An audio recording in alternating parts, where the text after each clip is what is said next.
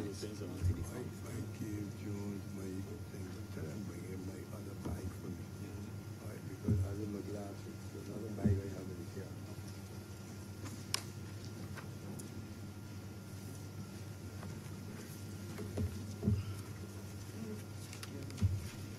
There's another bag. In the car. I have another bag. I think it's in the car. I think so. Yeah, that way. Unless I left it in the but the water goes.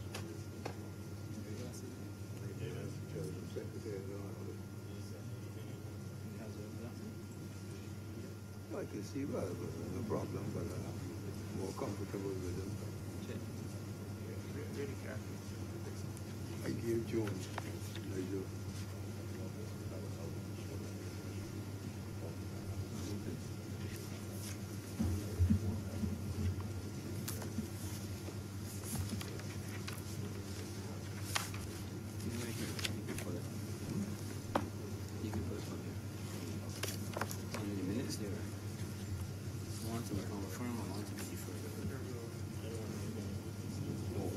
From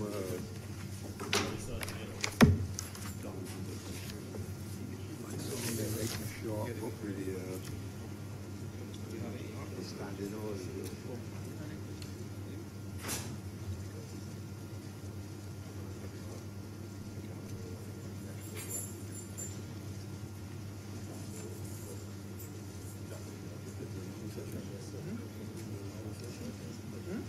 This is a long session.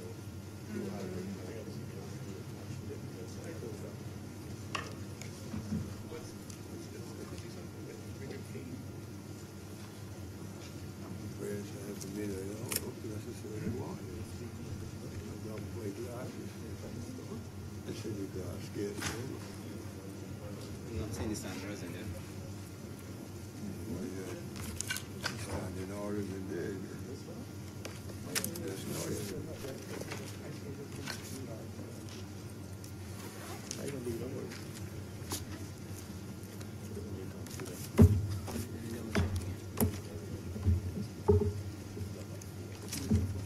I was going to be standing orders. I had mine in there.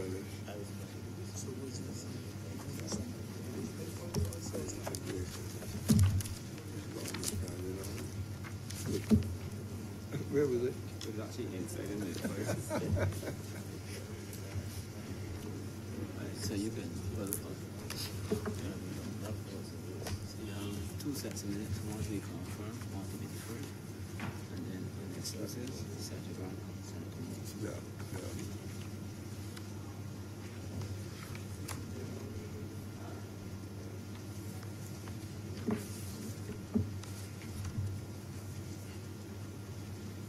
They can move by this time. By this period.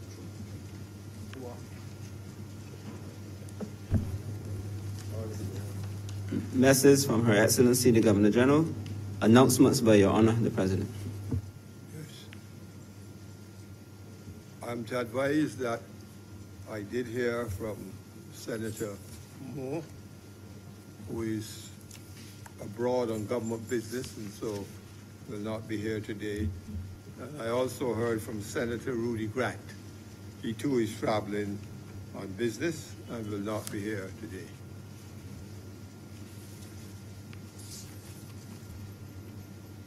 Please tell me. Announcements. You don't think I have any announcements? Yes. No, you tell me. Pardon? What you all call minutes? Yes, One to be deferred and one to be confirmed. on the announcements, yes. The 2 sets of minutes. The minutes of our meeting held on Wednesday, the 19th of December, 2018, to be confirmed. You remove the motion that to be confirmed.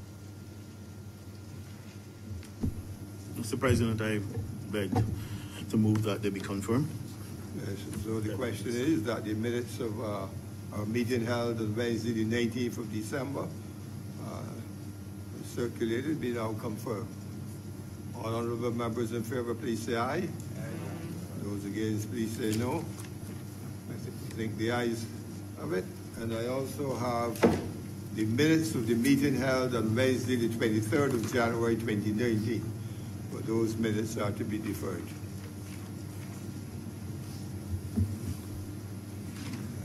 Mr. President, I beg to move that those minutes be deferred. Yeah.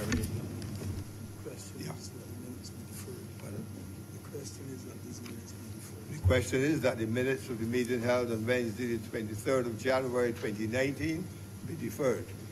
All honorable members in favor, please say aye. Those against, please say no. I think the motion is carried and the minutes will be deferred.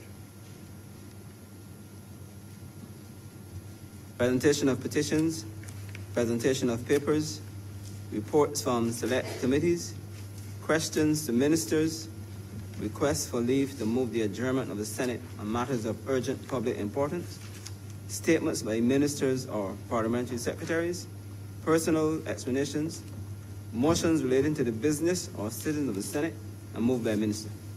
Mr. President, I beg to move that Standing Order 45-2 be suspended for the remainder of today's sitting to enable us to deal with the Planning and Development Bill 2019 in all of its stages. The question is that Standing Order 45-2 be now suspended for the balance of today's sitting. And the purpose of that is to allow us to deal, to bridge time and deal with the matter so indicated by the leader of the House in all its stages. All honorable members in favor, please say aye. Aye. Those against, please say no. No. We think the ayes have it. So, Standing Order 45-2 will be in effect for the balance of the day. Introduction of bills. Mr. President, I beg to give notice of the Immigration Amendment Bill 2019.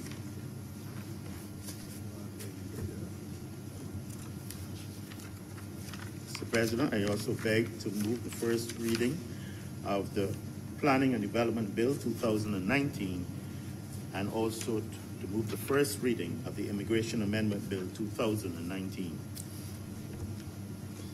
The question is that I think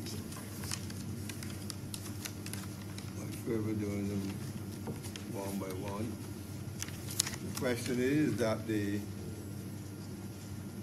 Planning and Development Bill 2019 be read in its for the first time. All honorable members in favor, please say aye. Those against, please say no. We think the ayes have it. And that the Immigration Amendment Bill 2019 be now read the first time. All honorable members in favor, please say aye. Those against, please say no. We think the ayes have it. Mr. President, I beg to move the withdrawal of Order Number 1, the resolution to take note of the Green Paper on planning law reform. I think all honorable members would agree that the bill has superseded that, and there's no need then to discuss the resolution. The question is,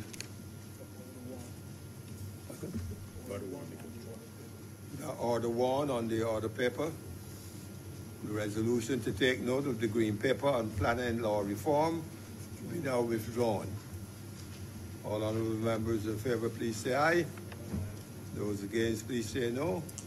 I think the ayes have it. And so the resolution is now carried and the Green Paper is now withdrawn. Public business.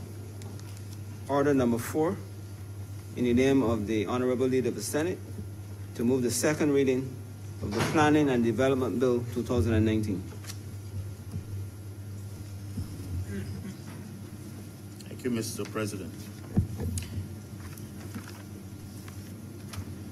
Mr. President, it gives me great pride this morning to rise and move the second reading of this bill, Planning and Development Bill 2019.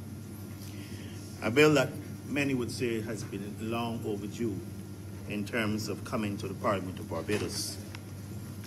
All over Barbados, I think all members are familiar with the myriad of complaints you would have heard over the years from all sectors of society as it related to matters of town and country planning, in terms of permission, in terms of development. We kept hearing stories year after year, year after year, regarding that entity. And I think, first of all, the government needs to be commended for taking the bold step in looking at reforming that entire process. When we bear in mind that the World Bank report of 2018, in terms of ease of doing business, had Barbados at 132nd place out of 190 countries across the world. But more importantly, when you looked at the time it took in terms of obtaining a construction permit in a country, Barbados was ranked at 155 out of 190. And the average time it took was 442 days from application to getting permission, approximately 14 and a half months, compared to our Caribbean neighbors, and in terms of Latin America, where the average time was 192 days, or just 6 months and a week or two. And obviously, this is an unsustainable situation, where we are 155 out of 190 countries in terms of the time it takes to get a permit for construction.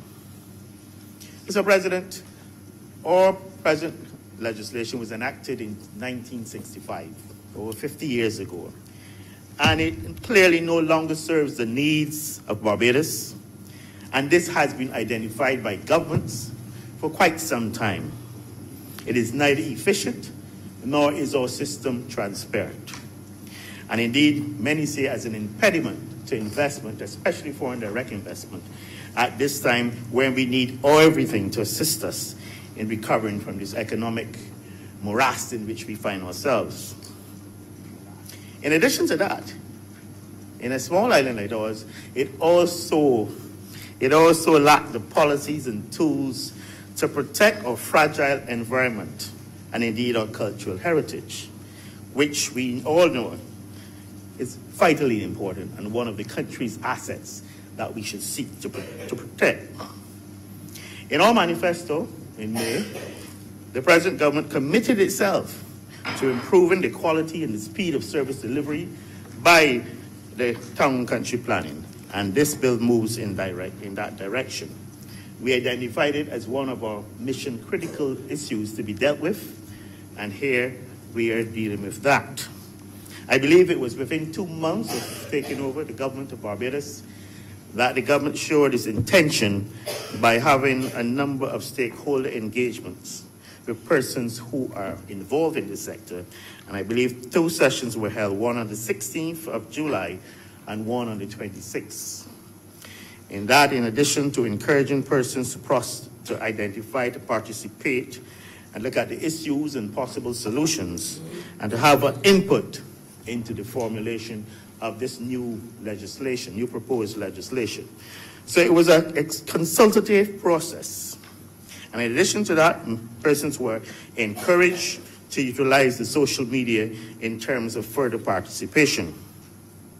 Following up from this consultation, there was the development of green paper, which was made available to the public for comment, and was certainly online, and persons were asked to read and to make contributions.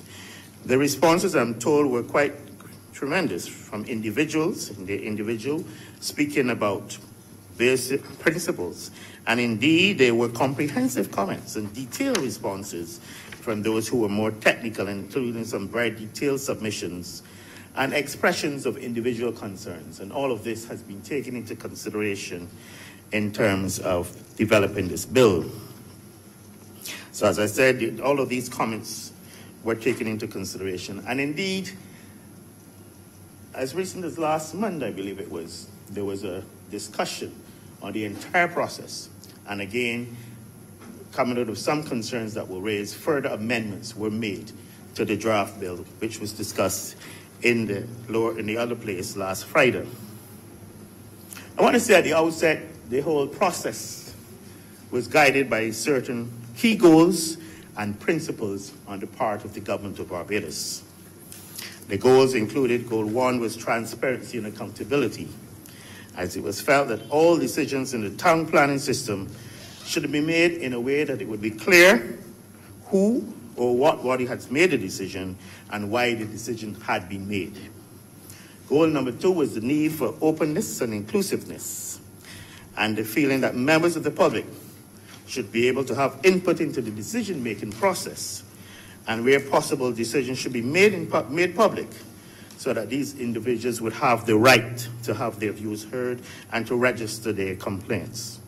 Goal number 3 was efficiency and effectiveness, and that was that decisions should be made in a timely manner and that timescales should be adhered to by all parties. And this was a perennial complaint in terms of the duration of time it took in terms of getting responses from that department, and sometimes for very simple queries.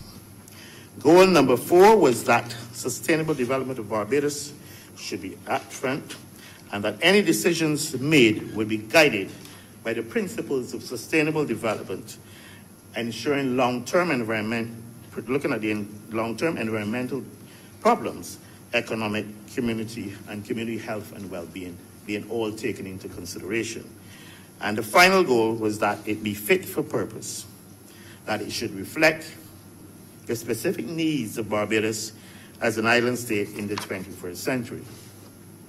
As I said, there were also some principles, and the first principle was that of good governance, and it was felt that this was critical, ensuring trust and confidence in the system. We often heard of comments and stories about alleged issues within the Town and Country Planning Department. And it was felt in terms of the principle, the guiding principles, principle number 1 would be on good governance, so as to reduce the potential for corruption in these matters.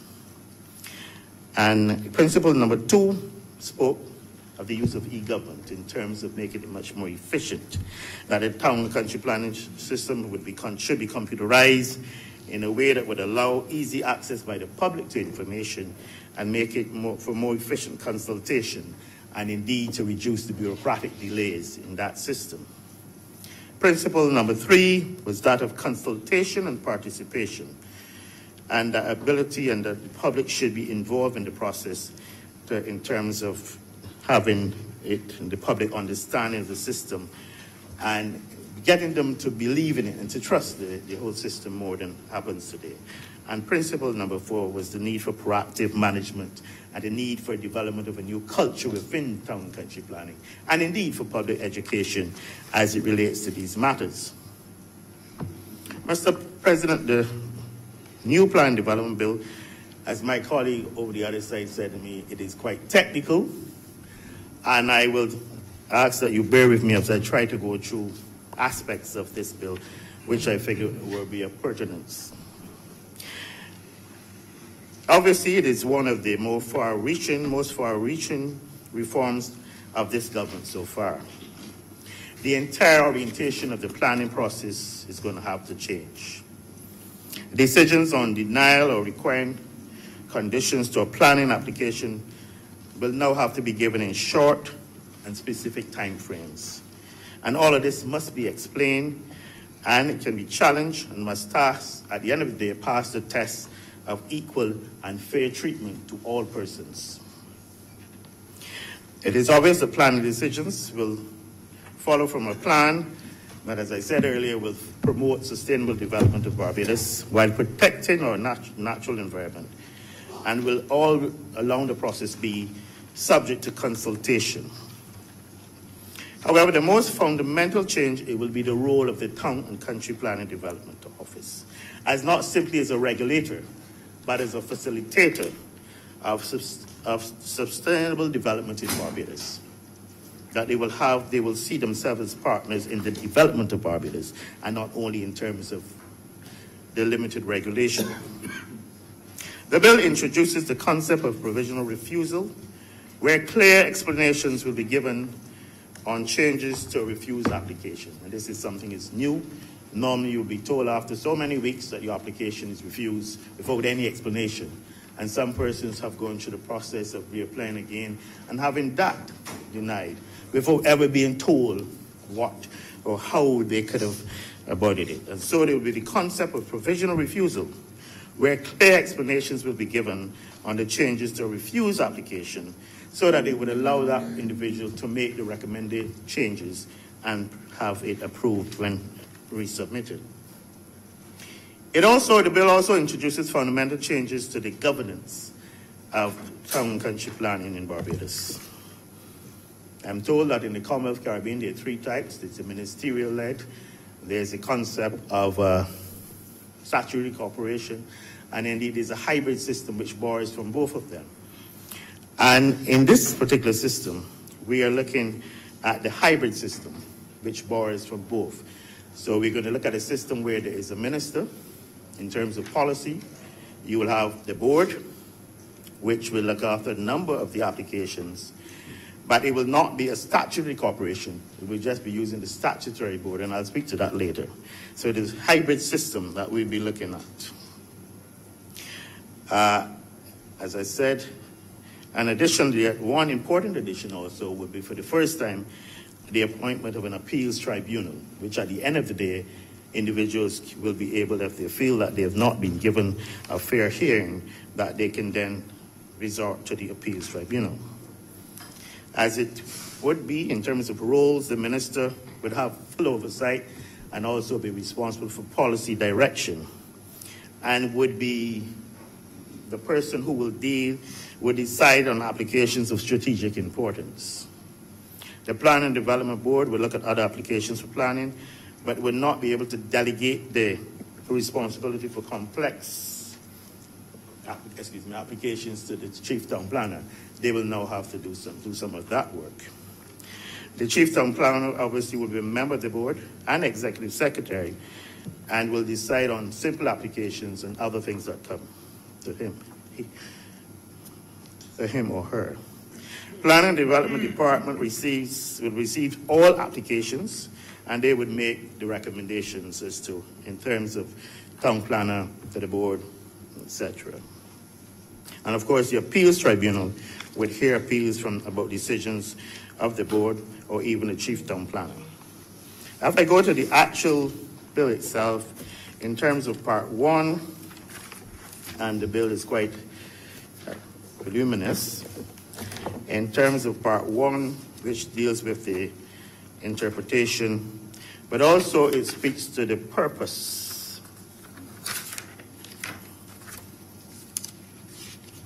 This is missing.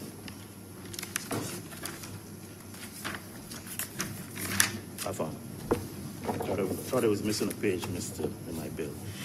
On page 19, it speaks to the purpose of this bill being to, as it was, to facilitate the development of land in a way that takes account of the social and economic and environmental needs of Barbados, in terms of delivering higher standards of development in Barbados to promote health and well-being and protects our natural and cultural heritage.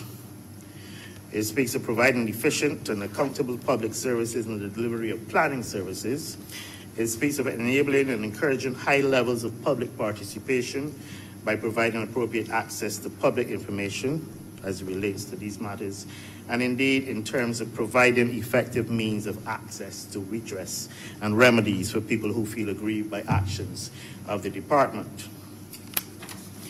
In section 2, it deals with the administration, and as I said earlier, it speaks in terms of the new governance structure with the establishment of the Planning and Development Board. The board, as I said earlier, is a body corporate and will be responsible for implementing the policies framed by the minister. It wouldn't be a statutory corporation and therefore would avoid the additional high costs that sometimes normally associated with these corporations in Barbados. And I see my colleague Senator Nurse looking at me quizzically. The board will consist of a chief town planner and 12 persons, and will be chaired by a chairperson who would be appointed by the minister, but who would not be a government employee. The board will comprise 4 ex officio members from the relevant government departments.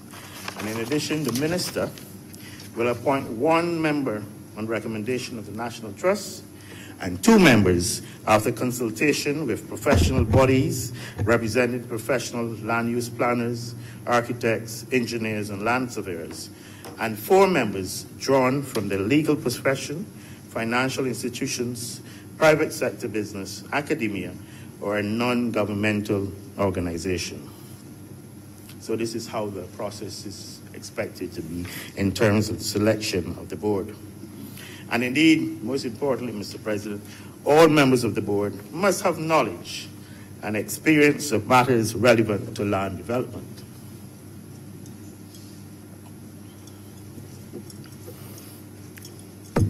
Mr. President, it sets out that all members, apart from the ex officio members, will be able to serve a term not exceeding 3 years, but may be eligible for reappointment for another 3 years, provided they do not hold office for longer than 6 consecutive years.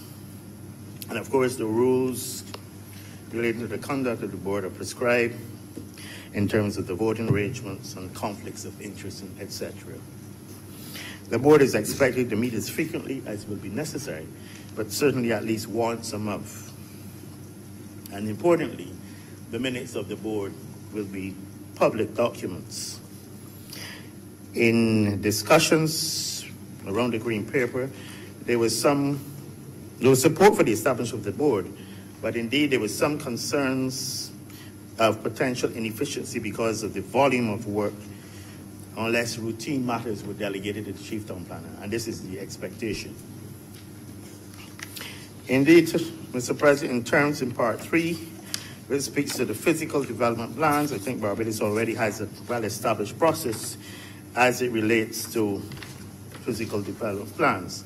However, concerns were expressed in the consultations and that the status of the plan was not, or physical development plan wasn't clear enough, and there was limited scope to develop area-based plans, that the physical development plan focused on Barbados as a whole, without getting into the specifics as exists perhaps in London, where there's a plan for London, there's a plan for Birmingham, and there's a UK plan, and that we were limited in that respect.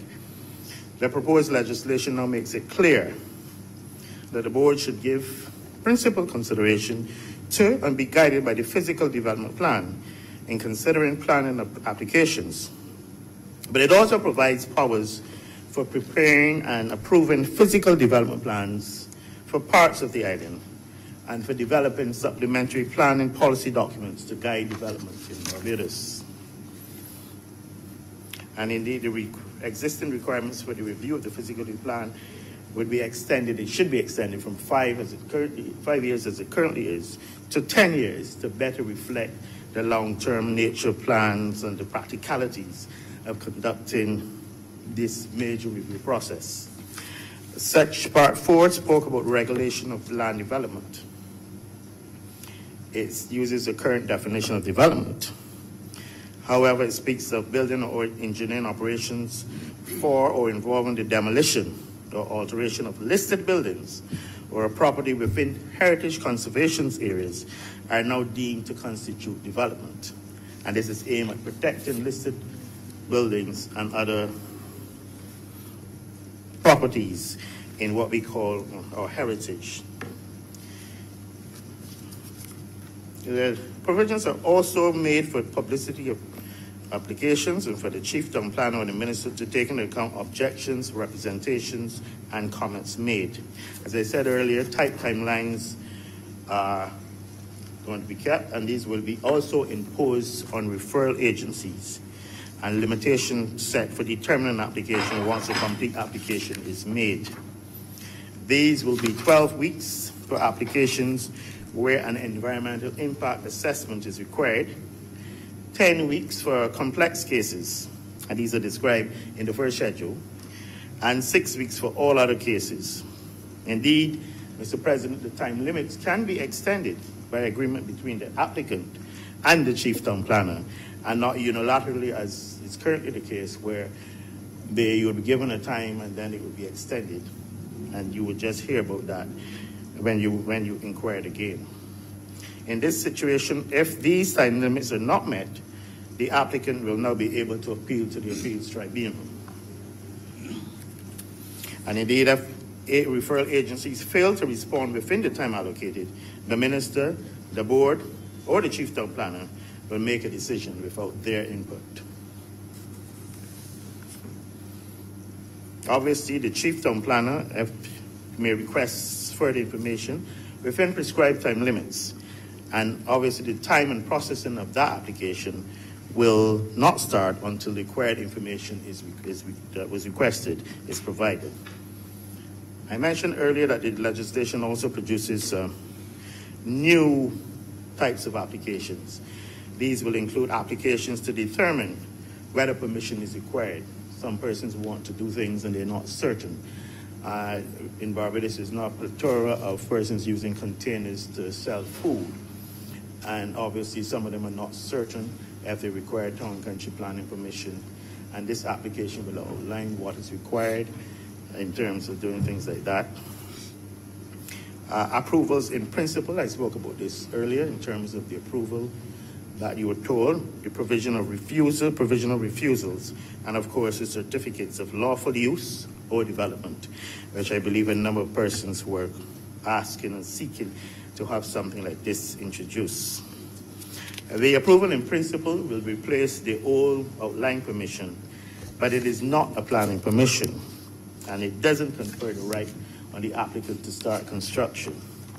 The purpose of that approval in principle is to allow developers the opportunity to test the acceptability of a development proposal concept before making major investment in a detailed design and work, and then learning that it is not going to be approved.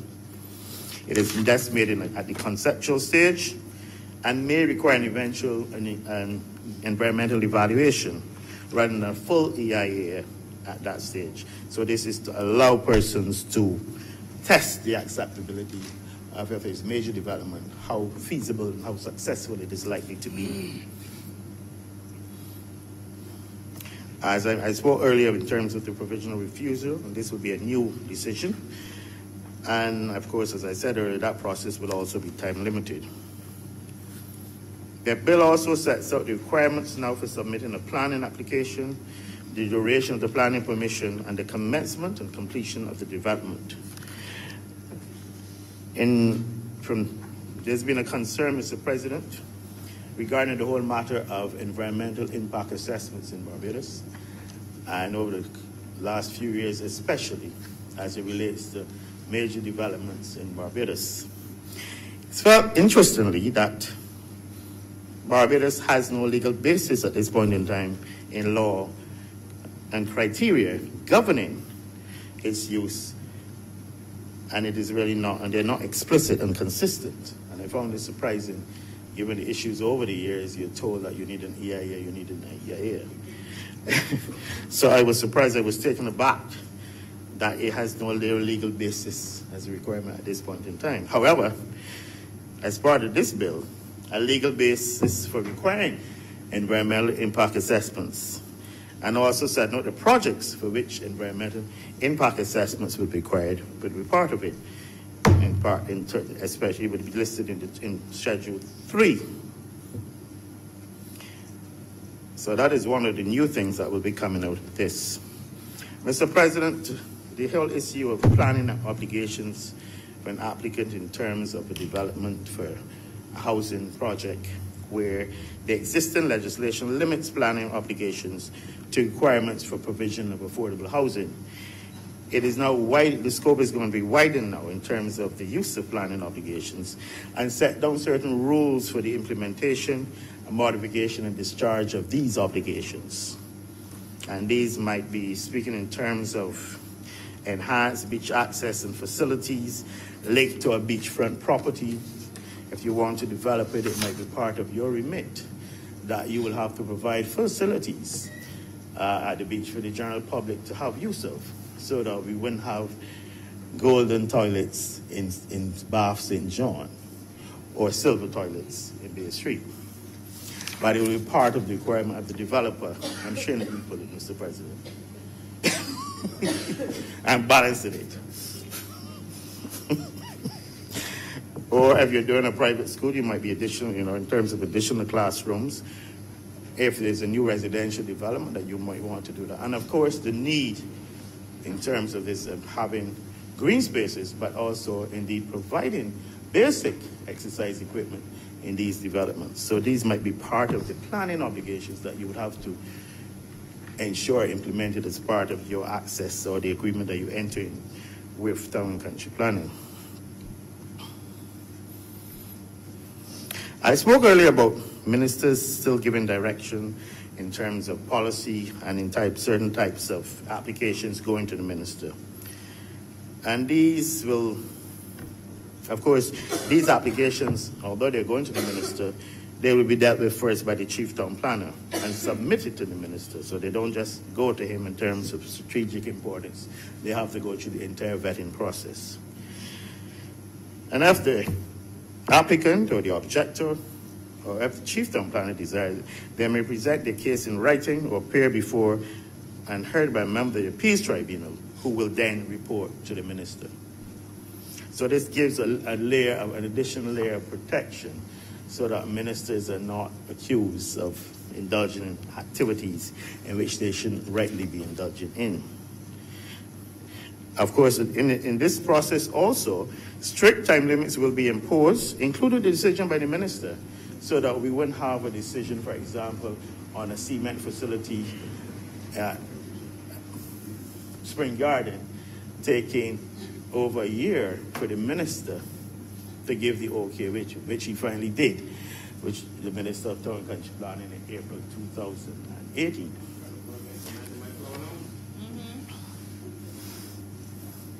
No politics.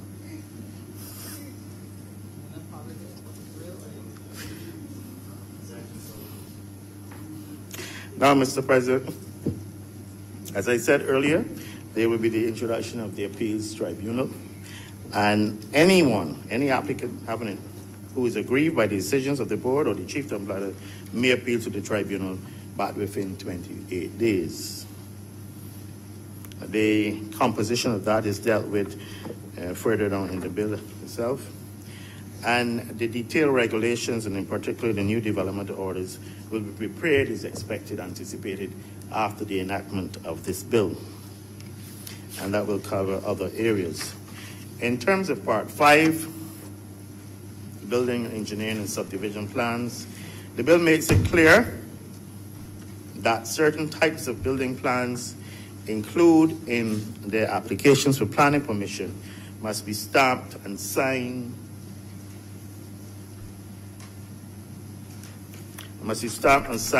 by a registered engineer or architect, and identifies other developments which do not need certification by one of these registered professionals. And I believe, Mr. President, the issue arose in terms of the draftsman, and this was the category of, and this was raised in some of the consultation. And the bill has been amended in terms of the definition of a dwelling house to allow the draftsmen to continue to ply their trade in that regard. And there was some concern that they were being excluded, and this was a body of people who had played a very important role in the past, and they were now going to be excluded.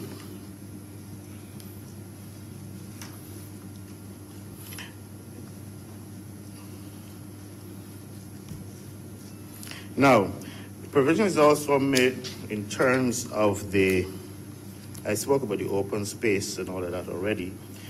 I can move on to Section 6, because I think I spoke to most of those things in terms of planning permission, protection of cultural and natural heritage. And we know that Barbados has a wealth of heritage assets, not as many now as we had a few decades ago. But also there's the traditional Barbadian vernacular architecture, and this relates to some of our housing stock. And this has contributed in terms of the character of the island, both historically and in terms of tourism over the years. However, Much of this built heritage is in poor condition and indeed at risk of loss. The existing legislation is weak and very limited as it was, and penalties for non-compliance were so low that there was no deterrent. People would just remove them, demolish them. Part 6 now seeks to strengthen the provisions and bring the demolition or alteration of listed buildings within the remit of planning control, as recommended by the National Trust recommended this provision. It also formalizes the process of listing of buildings, including publishing and adopting the list of cultural heritage buildings, monuments, and sites. It makes it clear that no one can demolish or make material alterations to listed properties or site without first obtaining planning permission. However, exceptions are made in case of the execution of emergency work required in the interest of public safety or the preservation of a listed building or neighboring property, provided it is certified by a registered architect or engineer. That is the work. There's also provisions for emergency listing to provide interim protection to an unlisted building where the minister deems it necessary until it can be formally included in that list. Powers are also formally designated for the formal designation of a heritage conservative area, and this would be, you designate that area so that it is a heritage conservation area. In those areas, demolition or alteration to buildings would obviously also require planning permission. Similar provisions are also now being, this is very important, for the protection of areas of natural beauty in Barbados or interest, including submarine and subterranean areas, for example, like the caves, Harrison Cave, and for the making of tree preservation orders for the preservation of trees, groups of trees, and woodlands. I believe all members are aware in Barbados that the quickest thing, the first thing that is done in terms of development is to clear it, not only the bush, but all the trees that are there. And these, we've seen the loss of mahogany trees and several other varieties of trees over the years, and they're not easily replaced. But certainly in terms of our development in the past, it has been in terms of clearing and making room for development without looking at, as it was, at the importance of preservation. So the tree preservation orders were for the preservation of trees and groups of trees and woodlands. And the board is also to ensure that adequate provisions are made for the preservation or planting of trees by the imposition of conditions when planning permission is being given. That in other words, developers will part of that process of obligations will have to plant certain trees and numbers of trees depending on the area. Now, Mr. President, and I think this is a very interesting one, and this is one that will bring smiles to a number of other members in this chamber, and certainly agreement, I'm sure, that general provisions will now also be made for the service of a notice on owners of buildings, vacant sites, and open land whose properties are despoiling the amenity of any part of Barbados, and indeed in terms of the accumulation of vermin and rats and the spread of leptospirosis. And this is something that we have been plagued with in Barbados for several years and don't seem how to deal with it. About over 10 years ago, when I was Minister of Health, it was a matter that we raised at that time, where we thought that if the Ministry of Health, the bushing teams, cleared a vacant lot, that you could then look at some way of putting it onto their land tax, but we were told that legislation didn't provide for that. In this situation, you're saying that the government, based on this bill, will have to enter into the land and carry out the work in default and recover the costs. There are a range of offenses for owners or occupiers who contravene the restrictions imposed on listed buildings, etc. And as I said earlier, the current penalties do not reflect the severity. In this setting, they'll also be looking at imposing penalties on persons and trying to recover costs, which government will then in terms of entering onto the demolishing of abandoned houses, clearing vacant lots, etc. That the authorities will be doing it, but they will also seek to recover the costs. Part 7 speaks of the control of outdoor advertisements, and 8 speaks to the matter of enforcement.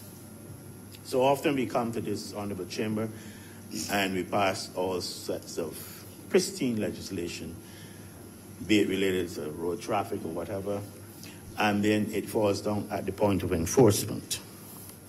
This new legislation will retain the 4-year period for initiation of action and transfers the responsibility for enforcement to the board, where, for example, the development is carried out without planning permission or in breach of conditions, which was stated, the board may serve the owner and occupier of the land with an enforcement notice. Said note the breach of planning control and the steps that the developer must take to remedy the breach. Where the development consists of or includes the carrying out of building or other operations, the board may also serve a stop notice requiring works for the development cited in the enforcement notice to cease immediately.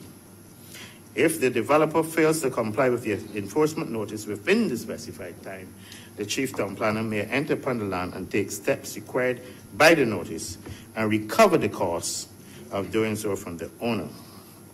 A person served may also be prosecuted and fined for non-compliance. Mr. President, I think you're aware that under the existing legislation, a person served with an enforcement notice has the right to appeal to the judge in chambers against the notice, but a stop notice can only be challenged by judicial review in the High Court. This is indeed an anomaly, and this bill seeks to rectify that. And both notices now, for a speedier process, will be with the judge in chambers. It's felt generally that throughout in these matters, current levels of penalties are too small and do not constitute a deterrent. And certainly it is felt that the current bill would allow for more appropriate penalties to be applied. Part 9 speaks to the acquisition of land for planning purposes and the matter of compulsory purchase. And 10 speaks to compensation in terms of the acquisition and stuff like that. In Part 11 speaks to planning appeals. As I said, it provides for the tribunals to hear planning appeals.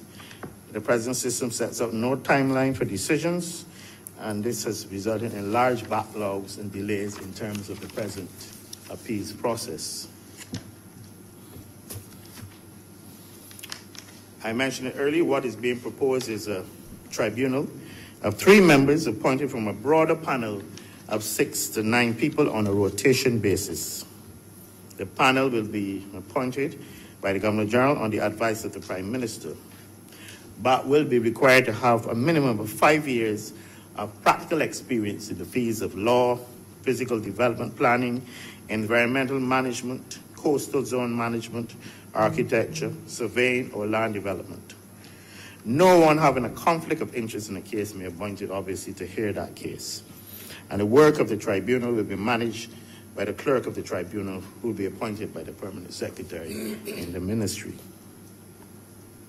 Obviously, this tribunal will adjudicate on decisions made by the board or the chief town planner, and certain persons aggrieved by decisions made in respect of will have the right of appeal to the tribunal, as I said earlier. And I said earlier also the time frame in which they will have to appeal. Clear timelines for exchange of evidence and the holding of an inquiry will be applied, and the decision of the appeals panel will be delivered within 14 days of the conclusion of the hearing, and the appellant shall be notified of the decision with a statement of reasons and the decision that shall be published and made available to members of the public at the department and in electronic form and on the internet. Excuse me.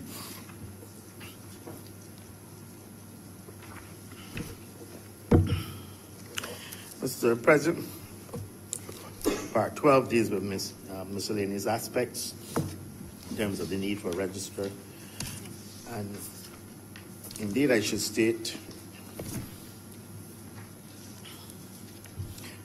importantly, under this Part on the miscellaneous process, persons willfully given false information in order to obstruct the exercise of powers under this new bill will have deemed to have committed an offense, as are public officers, board, or tribunal members who solicit or accept bribes, and any person offering a bribe also commits an offense and is liable to the prescribed penalties. And I think this speaks to some of the anecdotal stories that we've heard in the past. Any public officer, board, or tribunal member who fails to declare a conflict of interest or to recuse themselves from the decision-making process will also be guilty of an offense. Mr. President, as I said at the beginning, an important piece of legislation. We're looking to transform the entire process in terms of planning and development in Barbados. One that is long overdue. And as I said earlier, it will need for a whole process of re-education, not only in terms of the public, but also in terms of the officers and public services working in that department. Obviously, the way of doing things now will have to be re-engineered. The introduction of new technology oftentimes meets with resistance. The persons are accustomed to doing things in a specific way for years, and there's always a resentment for change. I'm pleased to say that in this regard, a start has already been made, and there's a new standard operating system which has been introduced this month in that department, and they starting to work the process and getting the staff involved in the entire changeover. However, above all, there will have to be a change in the entire culture of that department, where, as I said earlier, it needs to stop seeing itself as a regulator, but now as a facilitator of the overall development of Barbados, and to become more proactive and implementing the change. Obviously, it requires clear and decisive and visionary leadership in terms of leading the entire process. Staff will require new skills. It is an ambitious program in terms of especially timelines and what will be required. And obviously, new governance structures will take some time. There will be some teething problems which will have to be surmounted. Mr.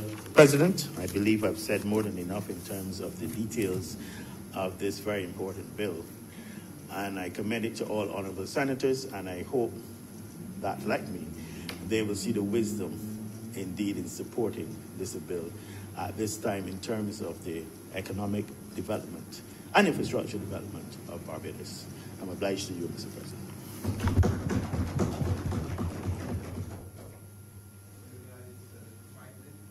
Senator Franklin.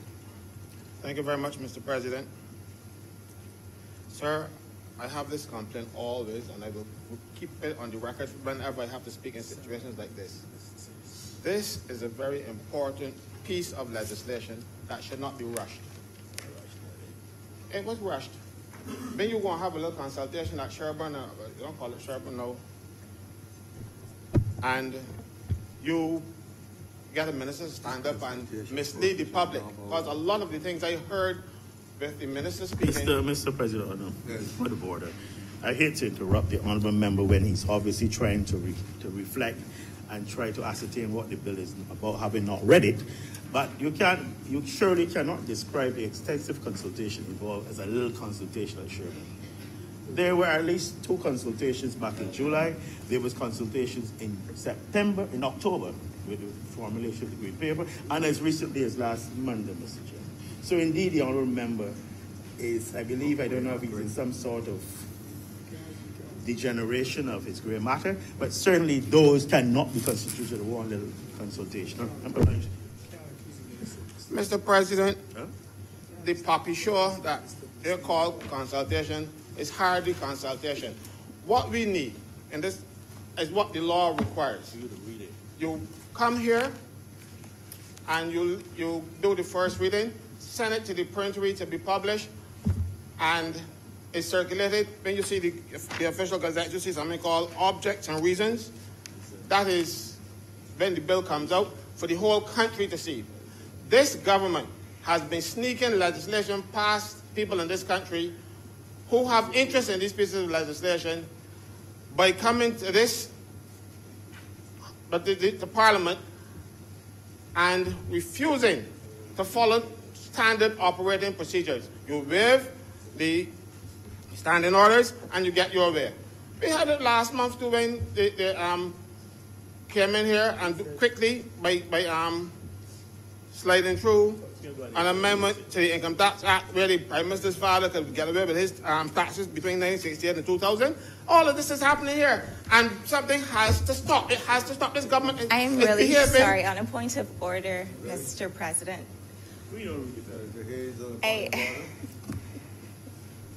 I really was trying to avoid disrupting him, but he truly is misleading the House. This government was merely about 3 weeks old when the very first stakeholder consultation was held. It allowed all stakeholders, members of the architectural community, members of the building community, all got together, put their heads together. The green paper for this was published on the Government Information Service website since October. It was accessible to the public. Further, the public was allowed to give their input, and all of that was factored in before the final draft of the bill was prepared. So suggesting that was rushed or that we haven't given the public the opportunity to voice themselves is not fair. I heard Minister Cattle on brass tacks. She fielded questions from a range of people. I saw her on CBC up to last week. And more than any other piece of legislation, I find it very difficult to believe that you could argue that this one is one that the public has not been given the opportunity to give their input on. Thank you.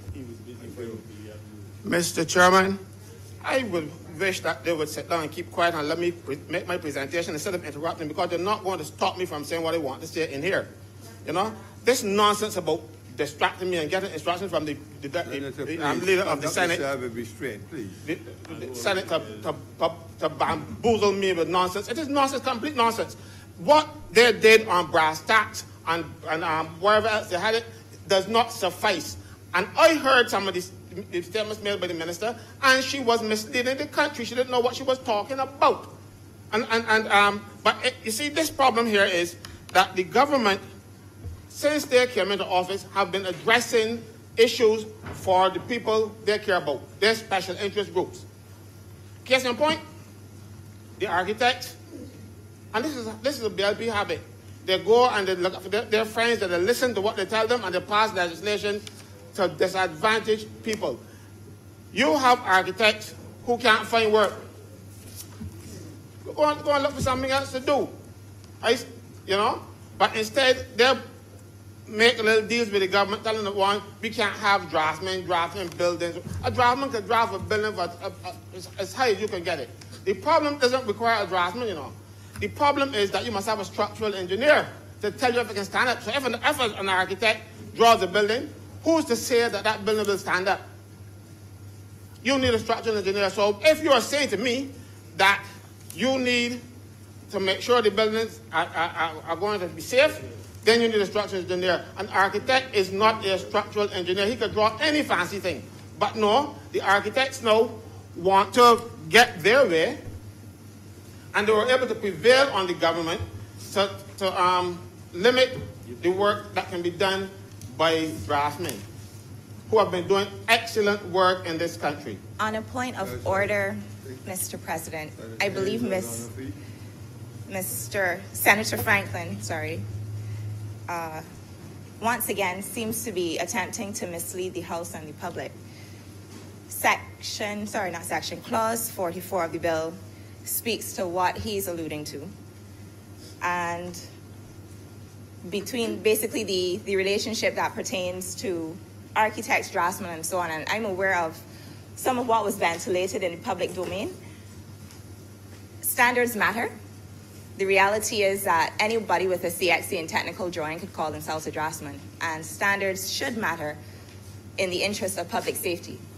The bill, even so, as the Honorable Leader of Government Business indicated when he first rose, actually, the final draft of the bill allows draftsmen to be allowed to continue to draft plans for buildings up to 10 stories. These very, very, very specific details here where the public is protected and... No, very long. I'm sorry. But the interest of draftsmen has been addressed in the final draft of the bill, sir. Very good. why you don't stick to medicine?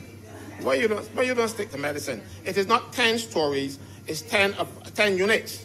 Okay? That I read it. You see, I saw it in here. I read it. So don't come trying to give the public the impression I don't read. I read every day. And I read the nonsense that the government has been putting out and bamboozling people in this country with.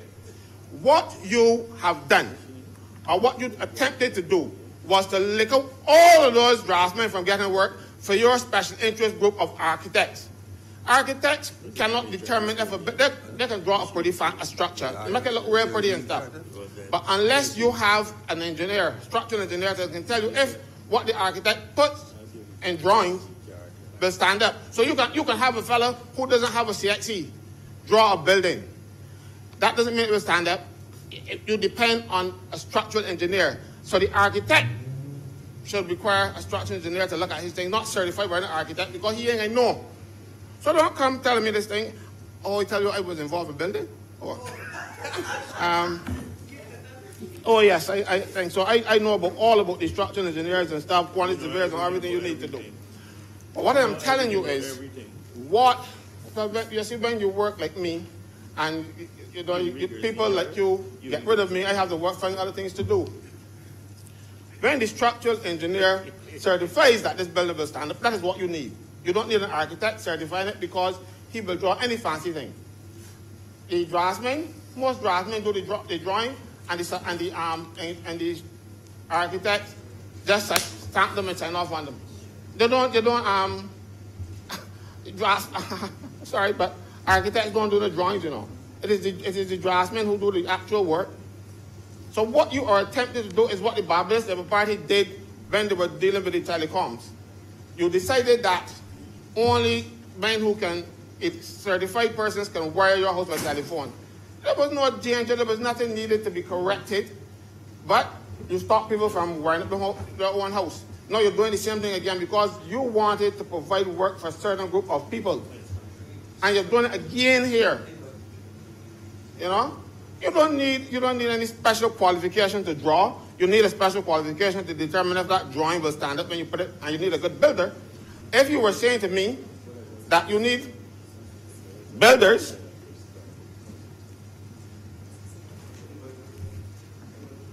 I recall when they were building the property which now which used to house Personal Administration Division before the bed bugs. I was passing there, and they looked at the structure, and they said to me, that ain't going to stand up, just by their observation. And all they did was do, I'm no draftsman. And they mentioned it to a builder friend of mine, and he knew the architect. He went to him. And you know they put up columns? Because the span was too long. And I saw that with my own two eyes. And I made the recommendation. I observed it. So don't tell me you need a structural engineer. A draftsman could draw anything. And the thing is, an architect drew that one, you know. I meant to check. It didn't stand up. So you don't need to disadvantage architects and then try back a bone, because I heard the Prime Minister say that they will amend the act so as to give them the right to think. Man, they can draw anything they want to draw. Stop trying to satisfy special interest groups. The first thing you did when you came into office, because you know you were being guided by the people who give you leaks in the public service. So you elevated those leaks into policy. And that's where you come up with this. You know? Because a lot of what you are saying is untrue. The special interest groups, you have a consultant who is one of the stakeholders dealing with town planning on a daily basis. That person was able to go in and pull out all of their clients' things and get them approved. That's what you're doing, consultants. What is this all about? So stop this nonsense, you know. This government is fast becoming like the last administration. You're becoming corrupt. And you're becoming corrupt, and you're doing it through legislation. It is unfortunate that Section 34 of your standing orders. You're coming close to imputing improper motives to members of the other place, or even Senator Walcott himself. Your language is sometimes insulting and offensive. I would suggest that you reacquaint yourself with Section 34 and conduct yourself with much more restraint than you're presently doing, please. Sir, I am guided by you, sir, but they're not being... Mr. President, I really can't allow the honorable member to go on. He said the government has become corrupt. I'm asking that comment be withdrawn. Yes, and I think that it should be withdrawn. You have the opportunity. I'll strike it from the record. Sir, your ruling, sir, if you want to strike it from the record, that is your prerogative. But I have not said anything in here that I regret. So if you want to strike it from the record, sir, is not whether you so regret it. Sir, you have the power to strike it. If you want to strike it, sir, go right ahead. I have said what I mean and what I've observed since this government came into office. Well, I order that it be struck from the record. As the president pleases, sir.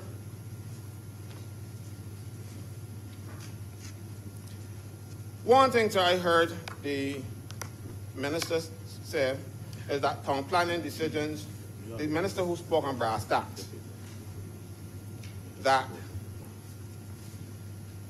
you weren't given reasons for refusal. That is untrue.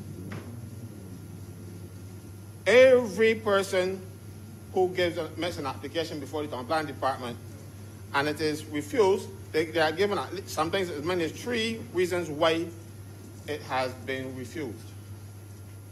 You know, this is nothing new. You're not starting anything new. This is already the case. But again, government knows what it's doing, at least thinks it knows what it's doing, and they're coming in here and they are giving people the impression that what they are doing is new. Case in point, you mentioned, sorry, Minister Yusuf, the leader of the government business, mentioned that, you know, we have these derelict buildings and stuff that this no act will take care of. That power already exists in the Housing Act. You know? But so it is nothing new. They're rushing in here and putting a lot of things in place, trying to give the country the impression that they're doing something. That power is there and people have not been using it. Use it. It is Section 11 of the Housing Act. Check it and see that you don't have to legislate it again. The corporation can remove derelict buildings or buildings that are causing a threat to health or whatever. But you're rushing and doing it now. So you're rushing to do something that's already in place. Trying to give the country the impression that you are doing something. Next thing, sir. They talk about files taking 14 months in town planning and all kind of stuff. Again, misleading. Yes, it might take 14 months, some may 16 months, maybe 2 years.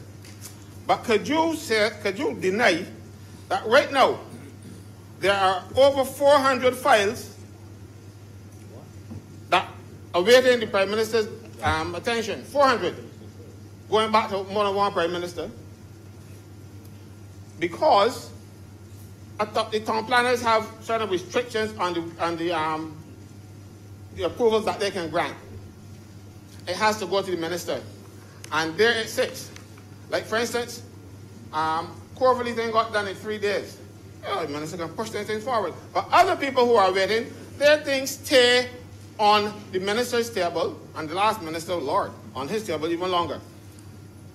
While you're giving the impression that the staff in the town planning department are lazy, they're not doing their job and all kind of stuff, that is unfair. I heard another minister complain that, no, not you, I said another minister. Another minister complained, and I saw it in the Bible there because I read every day, complaining about the staff in the department and the work they're doing. The staff are doing the best they can within the limits that they're allowed. That is the problem, you know. You have 400 files waiting for a decision, and everybody is cursing the town planners because the decisions are not made, but they're decisions that they cannot make. And the decisions rest with a prime minister who, in most cases, know nothing about planning. The prime minister can then involve experts if they choose, or they can sign off on them and go along with the business. So what we need is a system where the minister is taken out of the approval process, because that is not the function of a minister, and it should not be the function of a minister. Ministers should be involved in the policy and leave that. These fellows at the town planning, some of whom I represent, I have to declare my interest. Some of whom I represent are trained professionals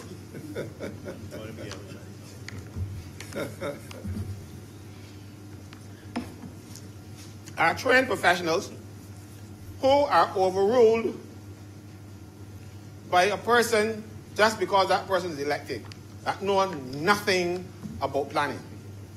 I'm not speaking to this prime minister or the last, or I'm talking about all prime ministers who've done it. We've had a situation where prime minister approved the changing of the zones for water. You know, I ain't got no expertise in it. All they had really was a person who was their friend, and they accommodate their friends. It is unfortunate, and we have a situation, according to my instructions, that applications are fast-tracked at town planning on a regular basis. So the ministers call and say, I want this here done, and it's done. So the people who are in the queue have to go back. So we need less ministerial interference at the town planning department and allow those trained professionals to get on with their job. You know? This is what we have right now. 15 persons at town planning who can make decisions. But they are not allowed to make decisions because of policy. And then they are being blamed for not making the decision. It is unfair to them. And people then go on the radio and TV and say the worst things about them and stuff. And these are people who cannot then speak and say how to defend themselves, because you cannot, as a public officer, speak on government issues to the press. So they have to grin and bear it. While ministers who should know better attack them too. Ministers under the Westminster system of government do not attack civil servants. They represent them, and if they need to do something, it is done from the glare of the public. But no, we want to look good, and we want to make people feel that we are doing something, and we attack and vilify hard-working public servants who are doing, as I said, the best they can.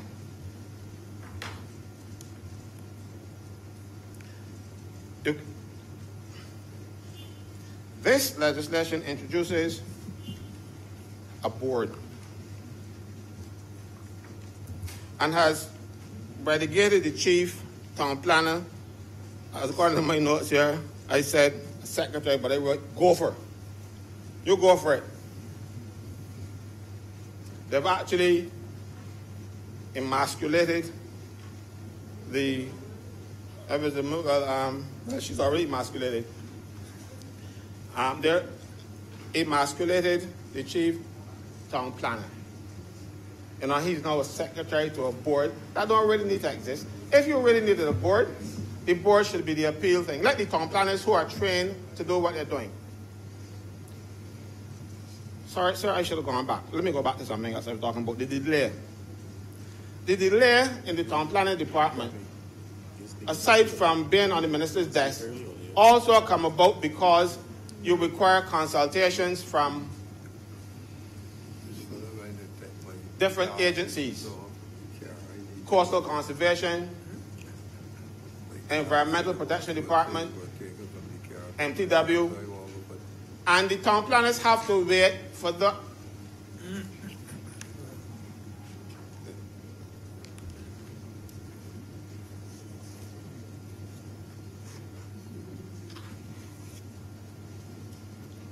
Thank you, sir. The town planners have to wait, I said, environmental division, MTW, fire service, a whole list of people. If these approvals are not given, the town planner hands are tied. You go and but you have here now a situation at section 28.3. And I don't understand what that means. If you look, since you all read section 28.3, clause 28.3, because it's still in a bill, suggests that if these approvals are not, or the comments are not given in a particular time, you can disregard them, and the board or the minister can proceed to determine the applications. Does this also apply to environmental impact assessment? Because, again, that sounds to me like a special interest group looking to say, look, we want this thing done, these people can be back. We want the higher bill. You know? This is what is in this bill, you know. So I don't understand it myself, but I hope it doesn't mean that the board can waive or disregard things like environmental, the environmental department, environmental impact studies, or you know, other geotechnical studies too. Because I remember some time ago when they were building the building at Warren, the Bark building, they didn't do all the necessary work. And when the backhoe was digging the foundation, it fell 40 feet into a cave. Why? Because the necessary work that you are now proposing that you can overlook wasn't done. You remember the building in Britons Hill where this family lost their lives? Right? Did we have the geotechnical studies and stuff to make sure that that building could be sited on that property? No. And you are now proposing that they can be overlooked in accordance with section 28.3. You know, so that's what I'm telling you. Special interest groups have, if not drafted this bill, determined what will go into it.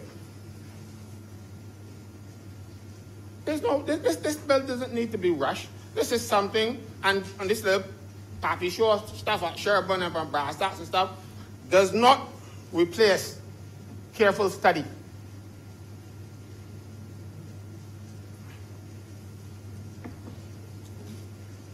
Government is moving with speed to get things done, but they're not thinking. Town planning, you have people doing the assessments on these plans that you send home the clerical staff. So the people know who are actually going to be approving these plans have to go and do clerical work. And you're complaining about delays. I think delays, you are making sure that there are delays so you can do what you want to do. You know? That's what it's all about. You are setting up a straw man to knock it down. You are giving yourselves reasons to do things. You are saying, look, these things are wrong. You know why they're wrong, why they're taking so long? Because you make sure that it happens, that they take long to happen. And then you blame these officers who cannot defend themselves. Well, I will defend them as best I can. But unfortunately, government is already on this course of action without advice from sane people. They're only listening to, as I said, these special interest groups who determine what we want in the legislation, and they will get it by hook and mostly by crook.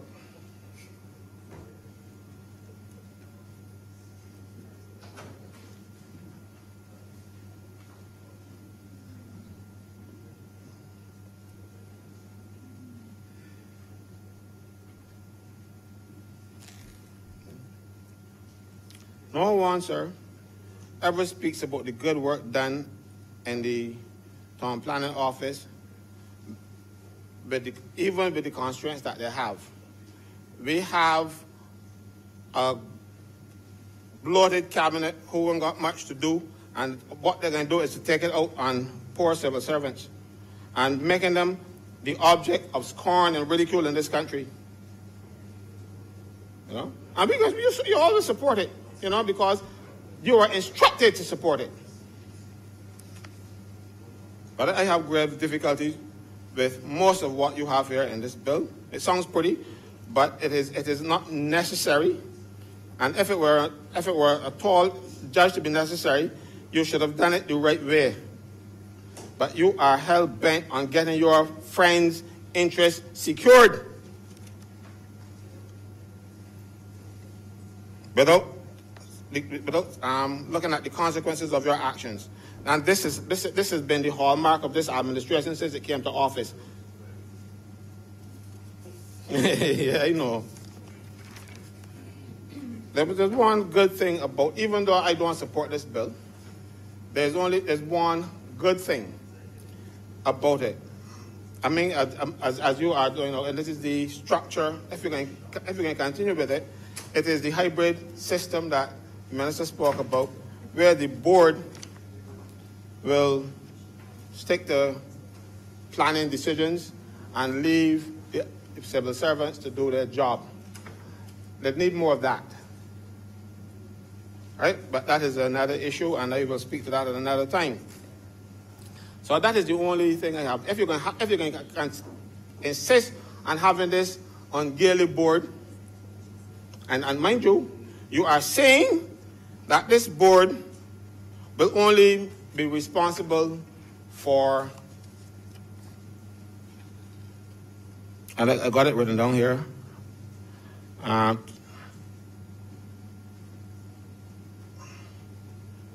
complicated ones, you know, the things that have a little bit more thing. That is not what the Act says. That is not what the Act says. It says the board is responsible for all, except the ones referred to the minister. But then it goes on later down in the Act to say that the board can delegate certain things to the chief town planner, and the chief town planner then can also then assign that work to some of his staff with the approval of the board. You see, I read. Sir, but that does not take away the responsibility of the board. That doesn't mean that the board can't come and say, look, fellas, don't worry about this thing, I can deal with this one. The uncomplicated one, because the overriding thing is that the board is responsible for all applications except the ones referred to the minister. I don't think that's what you want to do. You want the ones that have some level of complexity in it to have a second sight. You are saying one thing in the legislation, and you're going to come up with a policy that people always ignore government policy when it suits them. You know? And I don't want a situation now where the board comes in and starts talking, oh, you don't need to do anything. We can do all. Because the legislation said that they can. The legislation gives them the power to delegate some. But that is not what I am hearing from the debate in the other place or from the debate so far this morning. We are setting up a system that really and truly the old system just needs tweaking. It doesn't need this. But you have it because your special interest groups determine that this is what they want. Right?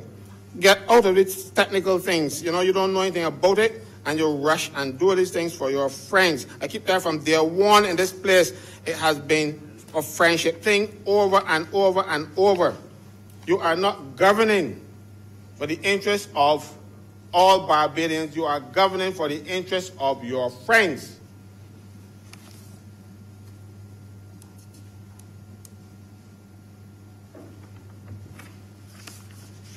Oops.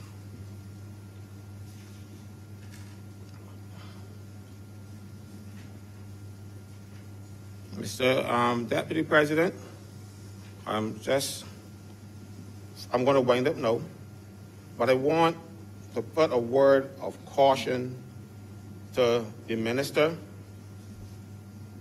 and the government. You are supposed to govern this country. That is your remit. But when you are governing this country, you are to make sure that the interests of all your citizens and all the people in this country taken care of, not just the people who come and have the Prime Minister's ear or the Minister of this body's ear or less. This is what's happening here with this bill. It is unfortunate that the government continues to misbehave in terms of ignoring normal procedures, because this morning is the first time I got a copy of this bill in writing. I've had it on the computer, and my problem is that when I'm reading, I like to go back and come forward and pull back and stuff, and that's a bit difficult for me when I'm looking at one screen. You need the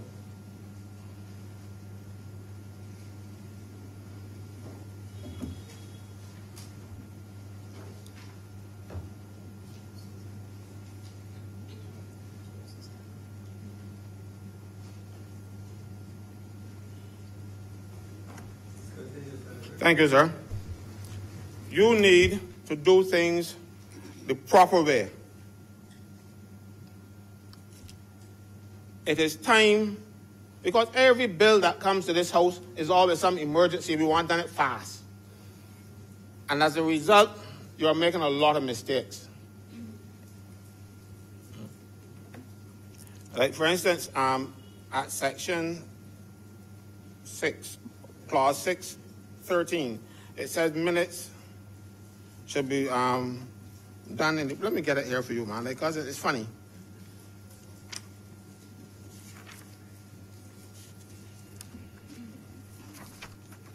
Minutes in proper form of each meeting of the board shall be taken in proper form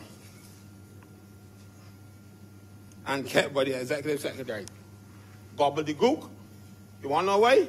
Because you rush to get things done to suit your friends and even making sense. And making the draftsman and the Attorney General's office look foolish, because they are the persons that you can blame for this. Do it. Take your time. Senator, to say that it's being done to suit your friends is to attribute improper motives. Well, sir, I wouldn't want to do that, and I will withdraw. Yes, thank you. They might not be friends. They're doing it for their enemies. But whoever they're doing it for, sir, it is wrong. They are rushing legislation in this place. They are not giving, certainly the opposition, enough advance notice to go through these things to see if we can make suggestions to make them better. What you are doing, you're rushing it, and then you're getting it wrong. This one, you get this one wrong, you know? But you will do it in proper form. Thank you, Mr. President. Thank you. I next recognize Senator No, you can cast me. Thank you, Mr. President. I rise to give support to this bill, and primarily because as an individual, normally years ago when I built my house, I applied to town planning. And the first thing somebody would ask you, you have a friend in there? Because if you don't have a friend in town planning, you couldn't get your application approved. And as far as I can see, this bill is providing a great deal of transparency to the application process of simple individuals in this country who are applying, let's say just on a domestic level, not speaking on the commercial level, to persons who are building, hotels and so on. So if you didn't have a friend in town planning department, your application would take a long time. And if your application was denied, there was no mechanism by which an individual can appeal. And this bill is now providing for appeals process whereby a person, if I apply for planning process, I can now appeal if I'm turned down in the first instance where I have made that application. So I think the appointment of the appeals tribunal is a good thing in relation to this board, the board for the appeals. So I support that 100%. So what I have noticed, as I said, in coming back to Barbados, is that a lot of the legislation that I see coming before this House now is that the government is seeking to bring Barbados into the international arena. Last week I wasn't here. I was very sorry I wasn't here to speak on that public management finance bill after being a member of the subcommittee and doing so much work on it. But that, to my mind, was another great piece of legislation that was brought to this House, because we have to remember that Barbados, this is a new era. It's a new era. Barbados is moving into a different phase. And we have to come back on the international stage in a big way. So it may appear to some members of this House that the legislation is being rushed, but as you know, we are now with the IMF and so on, and there's certain things that have to be done and done in an appropriate time. I too heard the minister from the other place on brass stats, and I heard her as well on television, and she was very eloquent, I find, in terms of the explanations and the questions that she fielded in relation to this bill. And I think that this bill is going to, with everything else as it comes through, you might have to tweak it along the way, because sometimes we don't always get it right the first time. Life is not perfect. So I noticed as well that for some applications, it's going to take 12 weeks, especially if an EIA is required.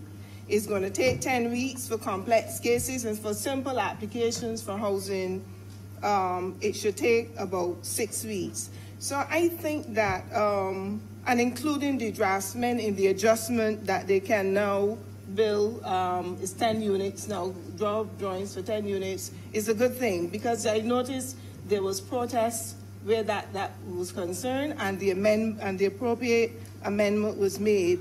What I wasn't sure about, sir, maybe you can explain it to me, because the garrison and its environment and its environs are part of the UNESCO heritage sites. And I would like to know how does that fit in with the new application process in terms of listed and protected buildings in that complete geographical space. So I would say in relation to this bill, and as I said, it wasn't going to be long, I really want to give my support. And I think that if we have any objections to any areas that are outlined in the bill, that we can always list our objections. But as I said, things are not perfect. But I see this government, as an independent senator, I'm saying to you, I see this government as trying to put Barbados back on a sound footing in terms of the pieces of legislation that is coming to this House, whether it's this planning and development bill, the immigration bill, or the public finance management bill, because we have to look at all these pieces of legislation together as a whole. You know, we might be debating them separately, but it is a case where the government is trying to put Barbados back on a sound footing. They're trying to examine the issues of transparency. You're also seeing whereby if I'm unhappy about an application, I can now appeal to a board, and I think those things are going to augur well for the future. So, Mr. President, with those few words, I'm obliged to you.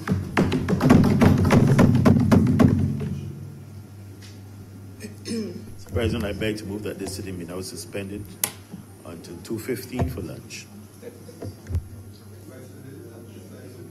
Suspended until 2:15 for lunch. All honorable members in favor, please say aye. Those against, please say no. I think the ayes have it. We are now in the suspension for the